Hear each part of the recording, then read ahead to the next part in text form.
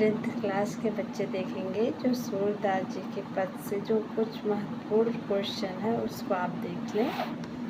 जो पहला क्वेश्चन है, गोपियों द्वारा उद्धव को भाग्यवान कहने में क्या व्यंग निहित है। इसके अक्सर करके इसके क्वेश्चन आते हैं, तो ध्यान से देखें। इसके उत्तर हैं, गोपियाँ वस्तुतः उद्धव को भाग्यहीन मानती हैं। गोपियाँ वस्तुतः उद्धव को क्या मानती हैं? भाग्यहीन मानती हैं, जो श्री कृष्ण के निकट रहकर भी उनकी प्रेम नहीं कर पाए, उनसे प्रेम नहीं कर पाए। उनका हृदय कृष्ण के प्रेम में, उनका जो हृदय है कृष्ण के प्रेम में बंधा नहीं। यही कारण है कि प्रेम की आनंदपूर्ण अनुभूति से वे अपरिचित हैं। वे उद्धव को कहती हैं तो बड़भागी, किंतु आशय उनका भाग्यहीन कहने का है। वो कहती हैं कि आप तो हमेशा कृष्ण के साथ रहते हो, आपको तो कृष्ण से अधिक प्रेम होना चाहिए, लेकिन उस प्रेम से क्या हो, तुम अछूते हो। आप साथ रहते हो लेकिन उनसे प्रेम के बंधन में बंध नहीं पाए हो। ऐसा गोपियाँ हमेशा, इसीलिए वो कहती हैं कि तुम क्या हो, बड़भागी। तुम बड़भागी नहीं हो, भाग्यहीन हो। ये पहले क्वेश्चन का आंसर हुआ। अब दूसरा क्वेश्चन है, उद्धव के व्यवहार की तुलना किस किस से की गई है। तो उद्धव के व्यवहार की तुलना किस किस से की गई है, तो इसके आंसर आप लिखेंगे, गोपियों ने उद्धव के व्यवहार की तुलना कमल के पत्ते तथा तेल की मटकी से की है।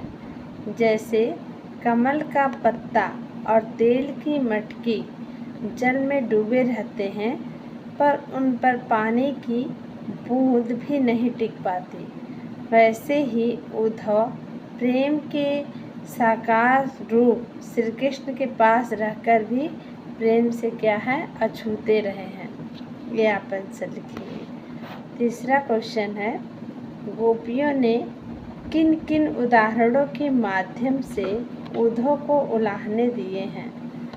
गोपियों ने किन किन उदाहरणों के माध्यम से उद्धव को उलाहने दिए हैं, तो आप आंसर लिखिएगा, गोपियों ने कई उदाहरणों के माध्यम से उद्धव को उलाहने दिए हैं। नंबर 1, कमल पत्रों का उदाहरण दिया है, जो पानी में रहकर भी जल से प्रभावित नहीं होते हैं। कमल के पत्तों का उदाहरण दिया है, जो सदैव हमेशा पानी में रहता है, लेकिन उसके ऊपर पानी की एक बूंद भी नहीं टिकती। दूसरा है, तेल की मटकी का उदाहरण दिया है, जिस पर पानी की एक बूंद भी नहीं ठहरती। 2 उदाहरण हुए। तीसरा है, गोपियों ने योग का उदाहरण कड़वी ककड़ी से दिया है, जिसे थूक दिया जाता है। चौथा है, गोपियाँ उद्धव की भाग्यहीनता का उदाहरण दिया है कि वे कृष्ण के निकट रहकर भी उनसे प्रेम नहीं कर सके। ये आप अच्छे पॉइंट दर पॉइंट इसको तैयार कर लीजिएगा। नेक्स्ट क्वेश्चन है कि उद्धव द्वारा दिए गए योग के संदेश ने गोपियों की विरहाग्नि में घी का काम कैसे किया। ये क्वेश्चन आएंगे तो आप आंसर इस तरह लिखेंगे, श्री कृष्ण के मथुरा जाने पर उनके विरह से व्याकुल गोपियाँ उनके लौटने की क्या कर रही थी, प्रतीक्षा कर रही थी, किंतु वे स्वयं नहीं आए।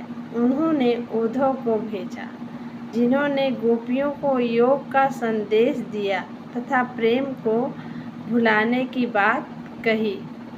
इससे श्री कृष्ण के प्रेम के बंधन में बंधी गोपियाँ बेचैन हो उठी।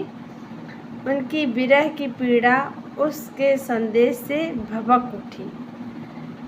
उन्हें लगा कि अब श्री कृष्ण कभी लौटेंगे नहीं।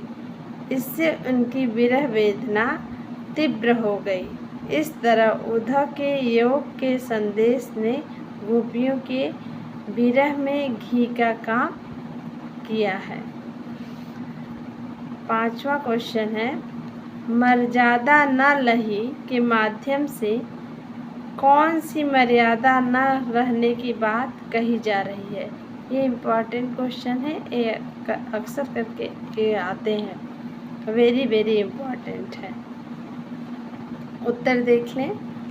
प्रेम की मर्यादा है कि प्रेम के बदले प्रेम किया जाना चाहिए। प्रेम की मर्यादा है कि प्रेम के बदले प्रेम किया जाना चाहिए। किंतु श्री कृष्ण गोपियों में प्रेम का भाव जगाकर स्वयं क्या हुआ, मथुरा चले गए। वहाँ से उन्होंने जिन उद्धव को भेजा, उन्होंने योग का संदेश दिया। कृष्ण के लौटने या उन्हें याद करने की बात ही नहीं कही गई है। इससे स्पष्ट है कि श्री कृष्ण ने प्रेम की मर्यादा का पालन नहीं किया, उसी को मर्यादा ना लही कहा गया है। नेक्स्ट वीडियो में अन्य क्वेश्चन के साथ मिलते हैं, तब तक के लिए जय हिंद जय भारत।